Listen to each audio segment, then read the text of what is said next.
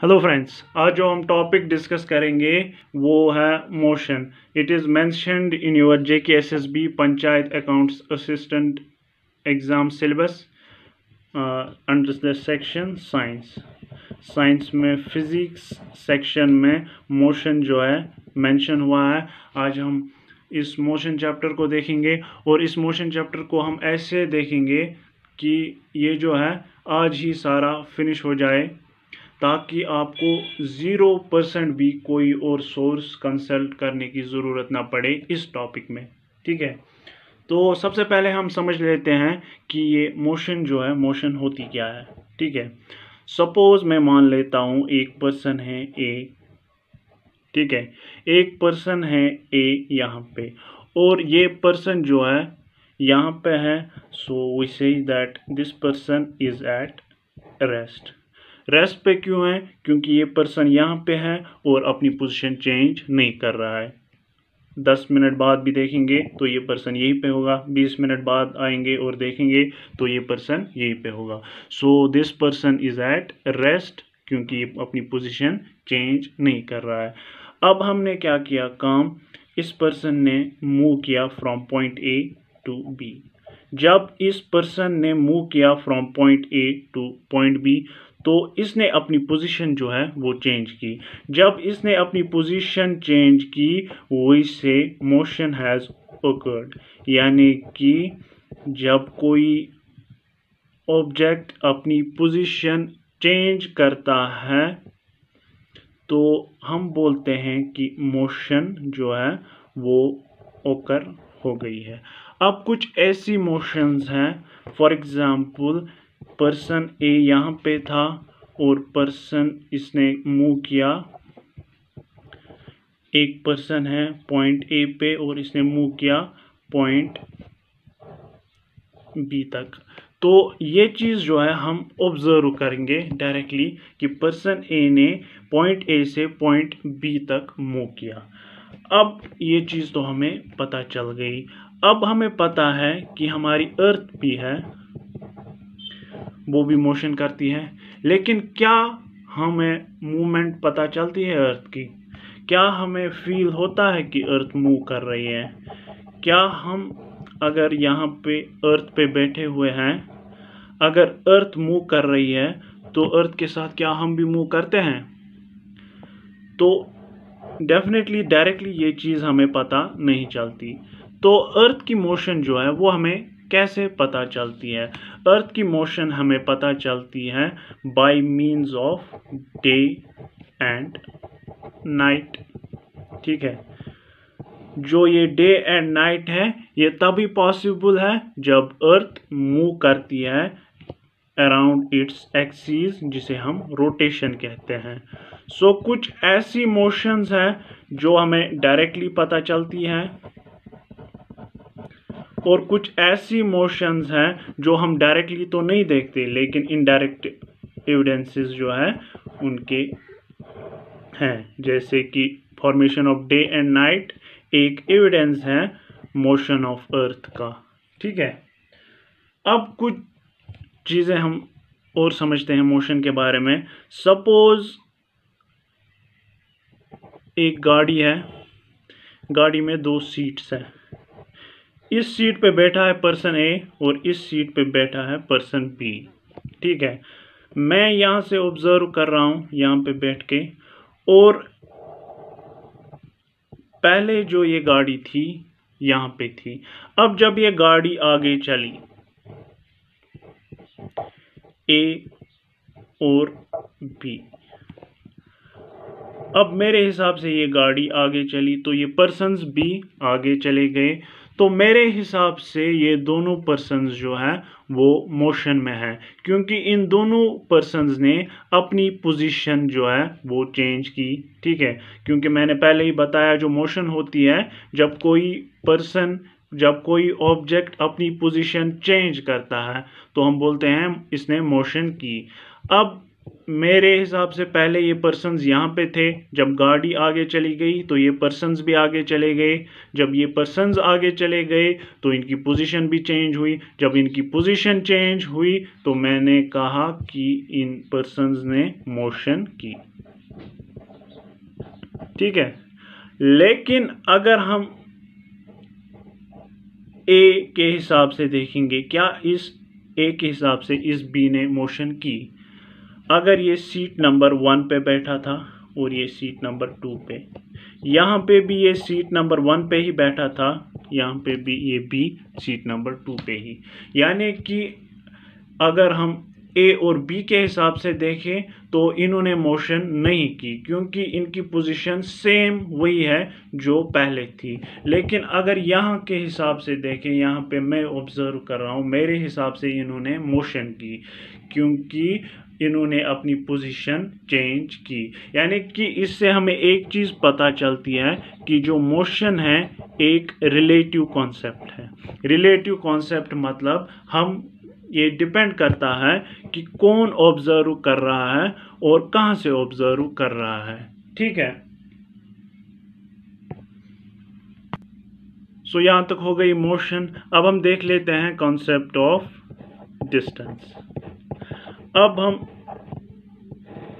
Distance को समझने के लिए पहले डिस्टेंस की डेफिनेशन जो है वो लिख लेते हैं। अब डिस्टेंस की जो डेफिनेशन है वो कुछ इस प्रकार है: the distance of an object is the length of the actual path traversed by an object during motion. अब ये डेफिनेशन जो है वो हम समझने की कोशिश करते हैं। सपोज एक पर्सन है पॉइंट ए पे, उसने मूव किया up to the point B, और यहाँ से यहाँ जाने में उसने ये पाथ फॉलो किया, और इस पाथ की लेंथ हम मान लेते हैं 10 मीटर है। जब उसने ए से बी तक मूव किया तो जो लेंथ ऑफ पाथ है जो उसने कवर की, कितना पाथ उसने कवर किया, तो वो उसने किया 10 मीटर कवर, यानी कि उसकी डिस्टेंस जो है वो है 10 मीटर। अब यही एग्जाम्पल फिर से ले लेते हैं, अब थोड़ा डिफरेंट वे में इसको एनालाइज करने की कोशिश करेंगे। एक पर्सन है पॉइंट ए पे है, पॉइंट बी तक उसने मूव किया, पॉइंट ए से पॉइंट बी तक मूव किया तो 10 मीटर उसने कवर किया। अब उसको कुछ ज़रूरी काम याद आ गया तो वो वापस आ गया इसी पाथ के थ्रू पॉइंट ए पे वापस। ठीक है, तो जब वो उसने ए से बी मूव किया तो उसने 10 मीटर कवर किया, जब वो बी से ए वापस आया तो उसने और 10 मीटर कवर किए, यानी यहाँ पे जो उसकी डिस्टेंस है वो होगी 20 मीटर। ठीक है,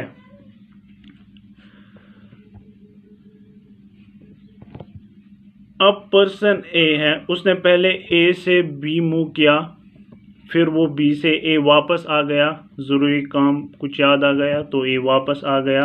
अब कोई चीज़ उसे लेनी थी यहाँ से, तो वो चीज़ लेके अब फिर से वो वापस बी की तरफ चला गया। यानी पहले उसने ए से बी मूव किया तो 10 मीटर कवर किए, फिर बी से ए वापस मूव किया तो और 10 मीटर, यानी कि 10 और 10 हो गए 20। फिर ए से बी फिर से मूव किया तो टोटल डिस्टेंस जो होगी उसकी that will be 30 metre. So this is the concept of distance, इसमें ज़्यादा कुछ ऐसा नहीं है। अब जो ये है डिस्टेंस, जो है डिस्टेंस हम मेजर करते हैं, ऐसा यूनिट जो है डिस्टेंस का वो है मीटर। ठीक है, हम किलोमीटर में भी मेजर कर सकते हैं, हम सेंटीमीटर में भी मेजर कर सकते हैं, लेकिन जो स्टैंडर्ड यूनिट है वो डिस्टेंस का है वो है मीटर। ठीक है,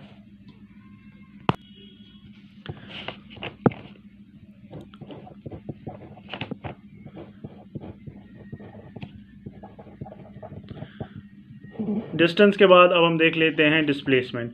डिस्प्लेसमेंट जो है, displacement is shortest distance between initial point and final point.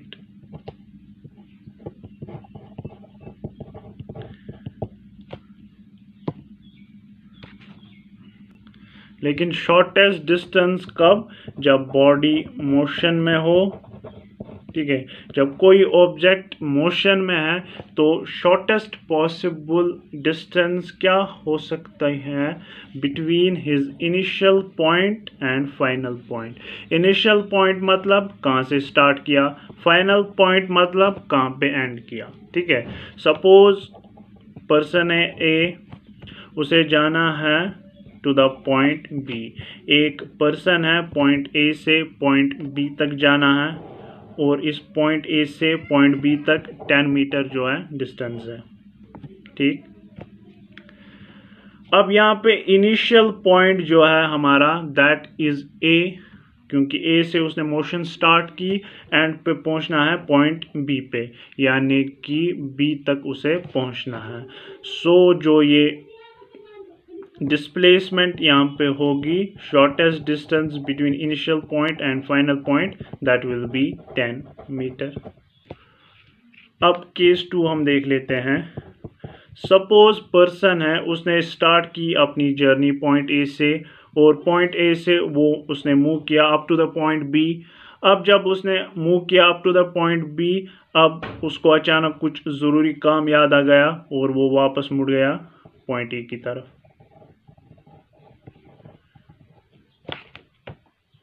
और वापस आ गया पॉइंट ए पे। अब यहाँ पे सोचने वाली बात है, हमने स्टार्ट की अपनी जर्नी पॉइंट ए से, पॉइंट ए से हम बी की तरफ गए, लेकिन एंड में हम वापस पॉइंट ए पे ही आ गए, ठीक है। यानी कि हमने स्टार्ट की जर्नी पॉइंट ए से और अपनी जर्नी एंड भी की पॉइंट ए पे ही। सो हमारा इनिशियल पॉइंट जो है, इनिशियल पॉइंट भी पॉइंट ए ही है और फाइनल पॉइंट भी पॉइंट ए ही है। अब shortest distance between initial point and final point, A और ए के बीच में कितनी डिस्टेंस है? It is 0। सो यहाँ पे हमारी जो डिस्प्लेसमेंट है इट विल बी 0, ठीक है। सो अगर हम समराइज करें अब concept of distance and displacement,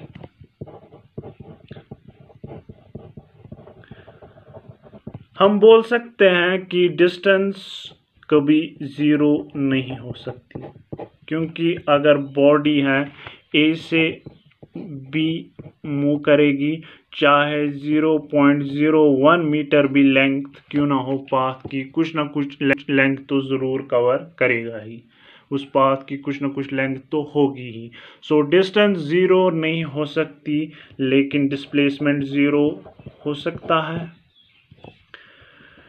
जो डिस्टेंस है, डिस्टेंस या तो ग्रेटर होगा या इक्वल होगा डिस्प्लेसमेंट। अब इक्वल कब होगा? हमने ऑलरेडी देखा, जब ए से बी मूव किया, ठीक है। ए से बी जब इसने मूव किया तो 10 मीटर कवर किया, तो यहाँ पे डिस्प्लेसमेंट भी 10, डिस्टेंस भी 10, ठीक है। अब ग्रेटर कब होगी डिस्टेंस डिस्प्लेसमेंट से? ए से बी मूव किया, बी से ए मूव किया वापस, यहाँ पे डिस्प्लेसमेंट जो है वो 0 बन गई, लेकिन डिस्टेंस जो है वो 20 मीटर होगी, यानी कि distance can be greater than और इक्वल टू डिस्प्लेसमेंट, ठीक है। अब एक और ज़रूरी चीज़ जो इसके बारे में जाननी है, that is distance is a scalar quantity और जो डिस्प्लेसमेंट है it is a vector quantity. अब स्केलर क्वांटिटी क्या होती है?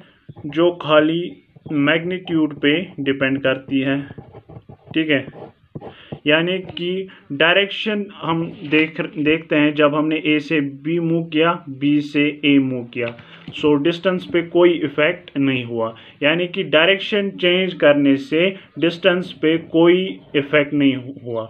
सपोज़ हम बी से सी मूव कर लेते, 10 मीटर हम मूव करते, तो ए से बी और बी से सी 10 मीटर मूव करते तो डिस्टेंस सेम ही रहती 20 मीटर। जब हमने ए से बी मूव किया 10 मीटर और बी से सी मूव किया 10 मीटर, सो डिस्टेंस आ गई 20 मीटर। लेकिन जब हमने ए से बी किया मूव 10 मीटर, फिर बी से वापस आ गए ए पे 10 मीटर, तब भी डिस्टेंस रही 20 मीटर। सो डिस्टेंस पे कोई फ़र्क नहीं पड़ा। लेकिन अब हम डिस्प्लेसमेंट पे देखते हैं, डिस्प्लेसमेंट पे क्या असर पड़ेगा। जब हम ए से बी करेंगे मूव 10 मीटर और बी से सी करेंगे मूव 10 मीटर, तो जो डिस्प्लेसमेंट है वो होगी हमारी 20 मीटर।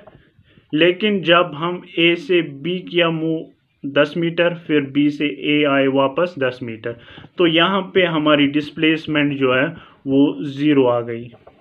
यानी कि जैसे ही हमने डायरेक्शन चेंज की, डिस्प्लेसमेंट का वैल्यू भी चेंज हो गया। यानी डिस्प्लेसमेंट डिपेंड करती है ऑन डायरेक्शन, इसीलिए डिस्प्लेसमेंट जो है वो एक वेक्टर क्वांटिटी है, यानी कि it depends on both magnitude as well as direction. ठीक है, सो ये 3 पॉइंट्स जो है ये काफ़ी है for distance and displacement concept. अब हम इसके बाद जो चीज़ देखेंगे, हम समझते हैं concept of uniform and non uniform motion. अब यूनिफॉर्म और नॉन यूनिफॉर्म मोशन जो है उसकी डेफिनेशन कुछ इस तरह है।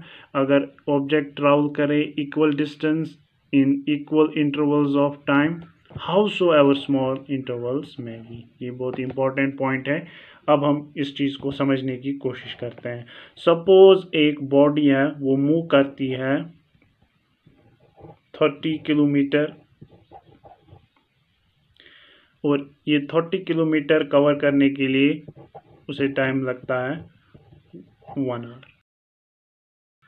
अब जब वो नेक्स्ट 30 किलोमीटर कवर करेगा तो फिर से उसे टाइम लग रहा है 1 आवर।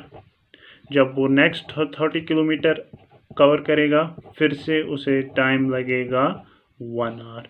यानी कि उसने equal distance 30 and 30 kilometre cover की इक्वल इंटरवल्स ऑफ टाइम में, 1 आवर, 1 आवर एंड 1 आवर। जब इक्वल डिस्टेंस कवर करेगा in equal intervals of time, we say the motion is uniform. लेकिन इसमें कुछ और ऐड हमने किया है, हाउसोएवर स्मॉल द इंटरवल्स में भी।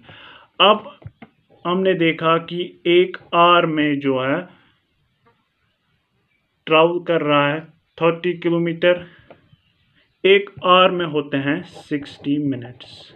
यानी कि हम ये बोल सकते हैं कि 60 मिनट्स में ट्रैवल कर रहा है 30 किलोमीटर, जिसका मतलब है कि 1 मिनट में वो ट्रैवल कर रहा है 0.5 किलोमीटर। ठीक है, यानी कि हर मिनट में वो ट्रैवल करना चाहिए 0.5 किलोमीटर। ठीक है, अगर हम मिनट वाइज एनालाइज करेंगे इस मोशन को, या फिर अगर हम सेकंड वाइज भी एनालाइज करें, 1 मिनट में वो ट्रैवल कर रहा है 0.5 किलोमीटर, तो 1 सेकंड में वो ट्रैवल करेगा 0.5 डिवाइड बाई 60 किलोमीटर। यानी कि हर सेकंड में वो ट्रैवल करना चाहिए 0.5 डिवाइड बाई 60 किलोमीटर्स। ठीक है, तो ये अब हम पे डिपेंड करते हैं कि हम मोशन को कैसे ऑब्जर्व करते हैं। अगर हम मोशन को ऑन आवरली बेसिस एनालाइज करेंगे तो तब हम बोलेंगे कि एक आवर में अगर उसने 60 किलोमीटर कवर किया, दूसरे आवर में 60 किलोमीटर कवर किया, तो बॉडी जो है वो यूनिफॉर्म मोशन में है। लेकिन अगर हम मिनट वाइज एनालाइज कर रहे हैं या सेकंड वाइज मोशन को एनालाइज कर रहे हैं, तब हम आर के बेसिस पे यूनिफॉर्म मोशन जो है वो डिसाइड नहीं कर सकते। ठीक है, सेम कॉन्सेप्ट अब यहाँ पे भी है। एक बॉडी ट्रैवल कर रहे हैं 30 किलोमीटर एक आवर में, दूसरे आवर में उसने ट्रैवल की 40 किलोमीटर और तीसरे आवर में उसने ट्रैवल किया 50 किलोमीटर, यानी उसने अनइक्वल डिस्टेंस कवर की लेकिन टाइम इंटरवल सेम थे। ठीक है, तो ऐसी मोशन को हम बोलते हैं नॉन यूनिफॉर्म मोशन। ठीक, सो यहाँ पे हमारा दोनों कॉन्सेप्ट जो है वो क्लियर हो गए, uniform motion and non uniform motion. अब हम एक और कॉन्सेप्ट देख लेते हैं, वो है कॉन्सेप्ट ऑफ स्पीड। अब जो ये कॉन्सेप्ट ऑफ स्पीड है, स्पीड क्या है? स्पीड हम बोलते हैं speed is the distance travelled by time taken. अगर एक बॉडी जो है वो 60 किलोमीटर चली एक आवर में, तो वी से कि इस गाड़ी की जो स्पीड है that is 60 kilometres per hour, यानी कि इसने 60 किलोमीटर जो है वो कवर किए एक घंटे में, तो speed of the body will be 60 kilometres per hour. अगर एक बॉडी है इसने 60 किलोमीटर्स कवर किए लेकिन अब इसको लगे 2 आवर्स, तो हम बोलेंगे its speed will be 30 kilometre per hour, यानी जितना ज़्यादा हमें टाइम लगेगा उतनी जो स्पीड है स्पीड कम होगी, स्पीड विल बी लेस। अब ये जो डिस्टेंस है, डिस्टेंस का ऐसा यूनिट हमें पता है, इट इज़ मीटर, और जो टाइम है टाइम का है सेकंड, यानी unit will be metre per second. ऐसा unit of speed will be metre per second. ठीक है, अब ये तो हो गया यहाँ तक। अब हम यूनिफॉर्म मोशन का केस ले लेते हैं। सपोज एक बॉडी ट्रैवल कर रही है 60 किलोमीटर एक आवर में, फिर 60 किलोमीटर एक आवर में, फिर 60 किलोमीटर एक आवर में। तो जब बॉडी इस तरह से मूव कर रही है तो यहाँ पे हमारे लिए स्पीड बताना जो है वो इजी है। स्पीड है डिस्टेंस बाय टाइम, डिस्टेंस हर जगह सेम है 60 किलोमीटर, तो हम 1 ले लेते हैं। टाइम भी सेम है 1 आवर, तो 1 ले लेते हैं। तो यहाँ पे हमारी जो स्पीड है it will be 60 kilometre per hour. लेकिन ये तो हो गई यूनिफॉर्म मोशन। अगर बॉडी ट्रैवल कर रही है 60 किलोमीटर पहले आवर के लिए, फिर उसने ट्रैवल किया 70 किलोमीटर फॉर नेक्स्ट आवर, फिर उसने ट्रैवल किया 80 किलोमीटर फॉर नेक्स्ट आवर। यहाँ पे अगर हम अबे स्पीड बतानी है तो यहाँ पे हम फंस जाएंगे, क्योंकि यहाँ पे स्पीड जो डिस्टेंस है वो वेरी कर रही है। टाइम अगर सेम है लेकिन डिस्टेंस जो है वो वेरी कर रही है। नॉन यूनिफॉर्म स्पीड में जैसा कि हमें पता है कि अनइक्वल डिस्टेंस ट्रैवल करते हैं। सो नॉन यूनिफॉर्म मोशन में कैसे जो है वो स्पीड जो है वो फाइंड करेंगे, तो इसके लिए कॉन्सेप्ट ऑफ एवरेज स्पीड आता है। कॉन्सेप्ट ऑफ एवरेज स्पीड क्या है?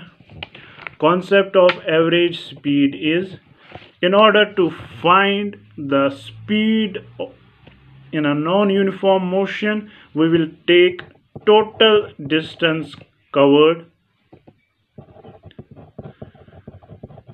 और ये जो टोटल डिस्टेंस कवर्ड है उसको हम डिवाइड करेंगे बाय टोटल टाइम टेकन। अब यहाँ पे टोटल डिस्टेंस कवर्ड कितनी है?